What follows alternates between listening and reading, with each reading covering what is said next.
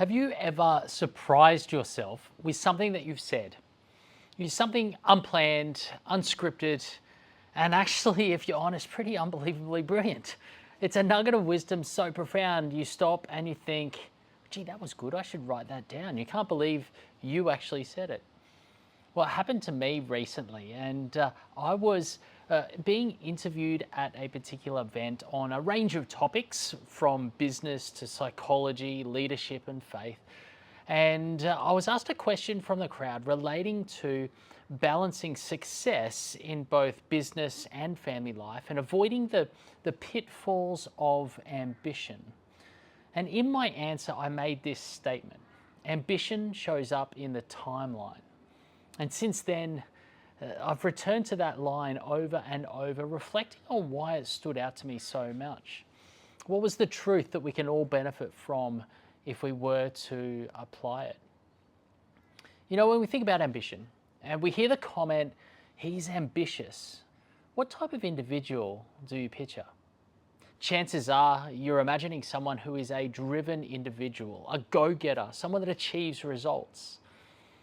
And it's also potentially someone who is a little bit egocentric, maybe untrustworthy, maybe willing to step on or over others in order to get what they want.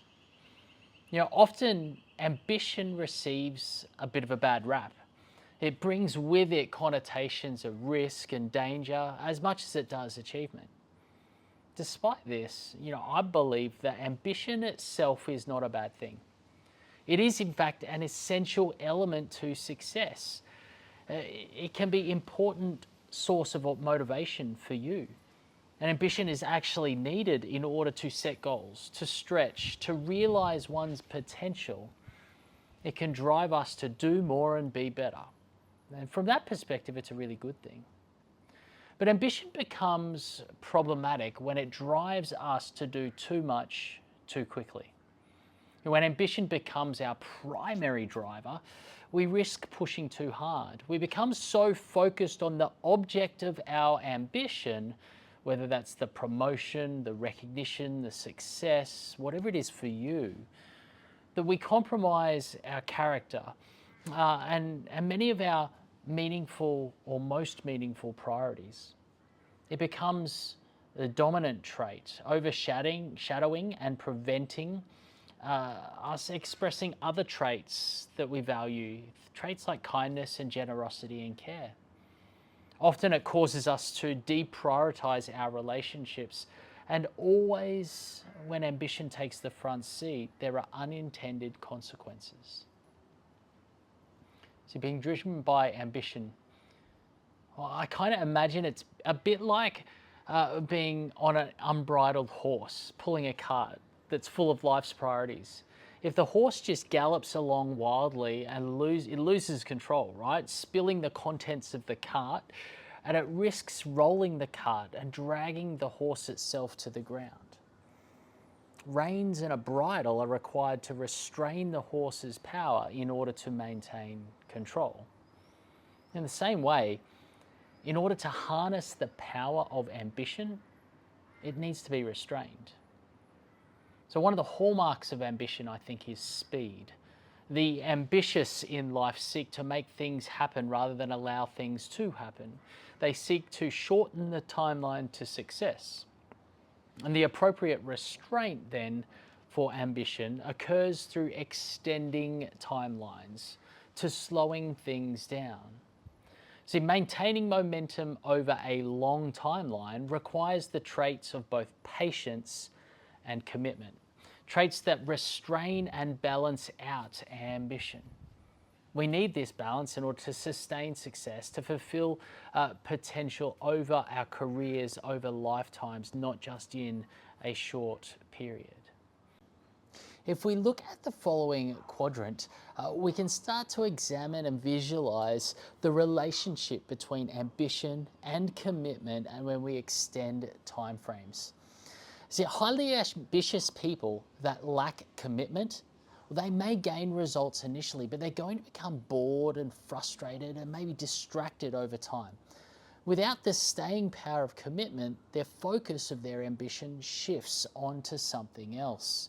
And so we get this flash in the pan kind of success. Those that have plenty of commitment, but they lack ambition, well, they never stretch themselves. They never step outside their comfort zone. And they'll accrue plenty of experience and expertise, but they'll never really fulfill their potential or achieve as much as they could. See, it's only when we have high levels of ambition matched with high levels of commitment that we see sustained success, achieving as much as we could and becoming as good as we could over as long a time as possible. Because this route to success is more controlled, we end up getting to the destination without spilling the card, with more of life's priorities in tow. You know, relationships are in order, a reputation's intact, physical health is uncompromised, and we end up more successful in more areas of life. So unrestrained ambition, it leads to the erosion of contentment, it drives dissatisfaction, and it fuels regret. None of these things are what I want in my life, nor do I want them in yours. So what does that look like in practice? So for me, I continue to be ambitious in what I want to achieve in business. What do I want to build, who I want to work with, the type of influence and impact I want to have. However, I'm also committed to having a healthy family and maintaining a wholesome relationship, particularly with my wife and daughters in their adult years. So I'm not willing to sacrifice my family on the altar of ambition. So my timeline for business has been extended. I prioritize family activities, holidays and weekends, and spending time with my girls when I could be working more in order to get ahead. See, the success in my business is going to come because I'm committed to it. It just may take 10 years instead of 5. And you know what? I'm okay with that. What about you? Are you an executive who's driving your people into the ground in order to achieve overly ambitious quarterly results? Are you a middle leader, compromising the rapport and relationship with your peers in order or because you're desperate to get that promotion? Or maybe you're a parent who's trying to push your kid to be a professional athlete when your kids just want to have fun. You're trying to live your ambition through your kids. In a world focused on quick wins with shortcuts and success at all costs, we can probably all benefit from being a little bit more patient, a little bit more commitment in our work, in our life, in our leadership. So I ask you to reflect. Where does ambition show up in your world? Where does it need to be restrained? Until next time, lead well.